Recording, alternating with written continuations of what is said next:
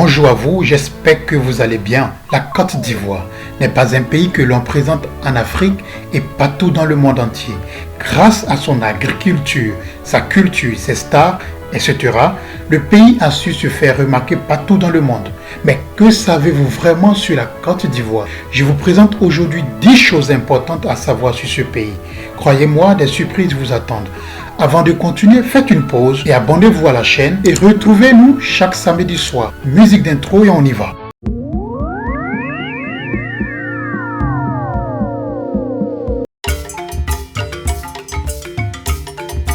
La Côte d'Ivoire, c'est 322 462 km², soit un peu plus grande que l'Italie et presque aussi grande que l'Allemagne.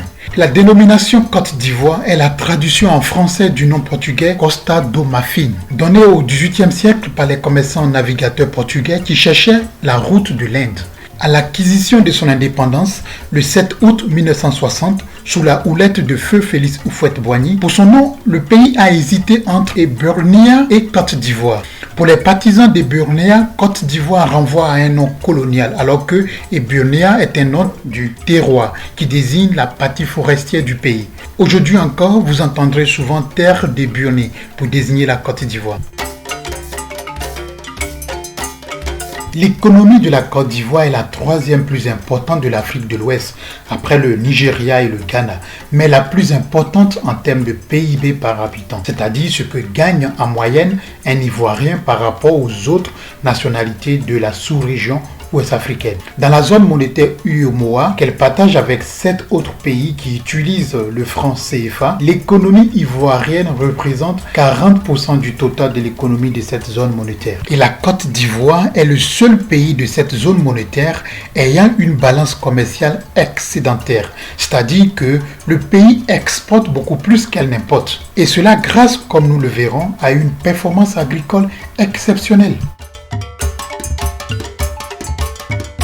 La gastronomie ivoirienne est l'une des plus variées d'Afrique de l'Ouest. Pourtant, l'attiéké fait office de premier plat national. L'attiéké, c'est à base de manioc avec une texture comme le couscous, pourtant avec des goûts très différents. La popularité de l'attiéké va au-delà des frontières ivoiriennes pour atteindre l'ensemble des pays d'Afrique francophone. On dit même que les Chinois ont commencé à produire de la semoule de manioc qu'ils appellent attiéké. Les autorités ivoiriennes ont entamé depuis quelques années une labellisation du nom attiéké, ce qui signifierait que le nom attiéké ne peut pas être utilisé par les autres pays sans l'autorisation préalable de la Côte d'Ivoire. À côté de l'attiéké, on retrouve d'autres plats nationaux également très prisés par les Ivoiriens. Je cite la loko, le plakali, le kedjenou, le foutou et j'en passe. La Côte d'Ivoire est un géant de la musique africaine. Durant les années 90, le pays est rentré petit à petit dans une ère de transformation musicale, où la musique traditionnelle a laissé place à la musique urbaine, d'abord avec le zouglou, puis le coupé-décalé. La popularité de ces musiques urbaines ivoiriennes est aujourd'hui incontestable et s'exporte très bien à l'international. Notamment, on a le groupe Magic System qui ne connaît pas Premier Gaou. D'ailleurs, vous qui regardez cette vidéo, je suis certain que vous avez au moins une fois bougé sur un bon son de zouglou ou de coupé-décalé.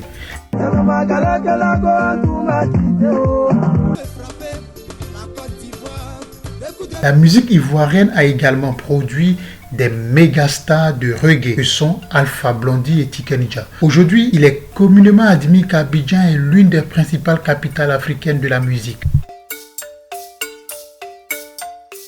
La Côte d'Ivoire est de loin le premier producteur mondial de cacao, et cela depuis plus de 40 ans. La terre d'Eburnie produit 2 millions de tonnes de fèves de cacao par an, ce qui représente 40% de la production mondiale.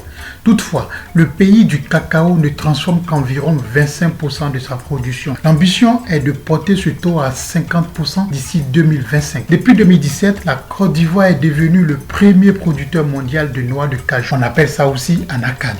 La Côte d'Ivoire prend ainsi la place de l'Inde. Plus généralement, l'agriculture ivoirienne occupe de très bonnes positions mondiales dans plusieurs filières, comme l'ananas, l'EVA, la banane, etc.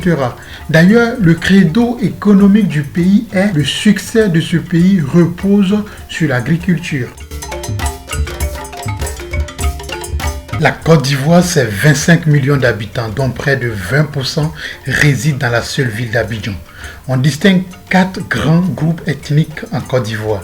Les Akans dans le centre et sud-est. Ce sont par exemple les Baoulés, les Agnis, les Krou dans le sud-ouest. On peut citer les Bété, les Guéré, les Mandé dans le nord-ouest. Entre autres les Malinké, les Dan, les Gouro et les Voltaï ou Gour, qui sont principalement les Sénoufos et les Lobis. Au total, on compte plus de 60 ethnies en Côte d'Ivoire. La Côte d'Ivoire connaît aussi une forte population d'immigrés venus principalement des pays voisins. On estime, selon les statistiques, entre 20 à 25% de la population totale comme des immigrés. Comme nous le verrons par la suite, cette forte présence de population étrangère s'explique par la prospérité économique qu'a connue le pays dans les années 70. La basilique Notre-Dame de la Paix de Yamoussoukro est l'édifice religieux catholique le plus grand au monde. Son apparence rappelle celle de la basilique Saint-Pierre à Rome. Située à Yamoussoukro, la capitale de la Côte d'Ivoire, son emplacement a été choisi par le premier président du pays, Félix Houphouët-Boigny, en 1983. Le livre Guinness des records l'a reconnu en 1989 comme l'édifice religieux chrétien le plus large au monde, soit 150 mètres de largeur contre 115 mètres pour la basilique Saint-Pierre de Rome. La basilique de Yamoussoukro fait office de lieu de tourisme et de pèlerinage pour beaucoup de chrétiens africains. La Côte d'Ivoire a remporté 2 fois la Coupe d'Afrique des Nations dans son histoire. Mais ce n'est pas pour autant ce chiffre qui rend cette information exceptionnelle. Tenez-vous bien, les 2 fois que la Côte d'Ivoire a remporté la CAN, c'était face à son voisin le Ghana. Et de surcroît, à chaque fois, par tir au but. La première fois, c'était en 92 au Sénégal, au bout de 24 tirs au but. C'est le record mondial. Puis la seconde fois, c'est en Guinée équatoriale en 2015, après 23 tirs au but, le second record mondial.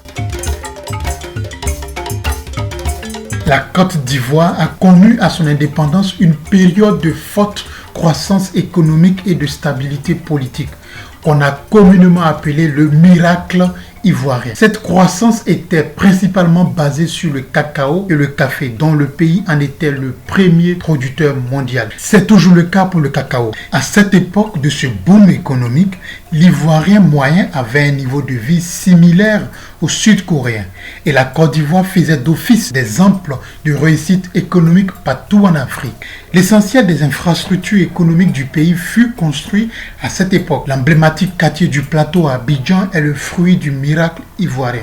La basilique Notre-Dame de la Paix de Yamoussoukro est un des symboles forts du miracle économique ivoirien, voulu par le premier président du pays. Même si cette basilique a été construite en 86, c'est-à-dire à la fin du miracle économique de Côte d'Ivoire.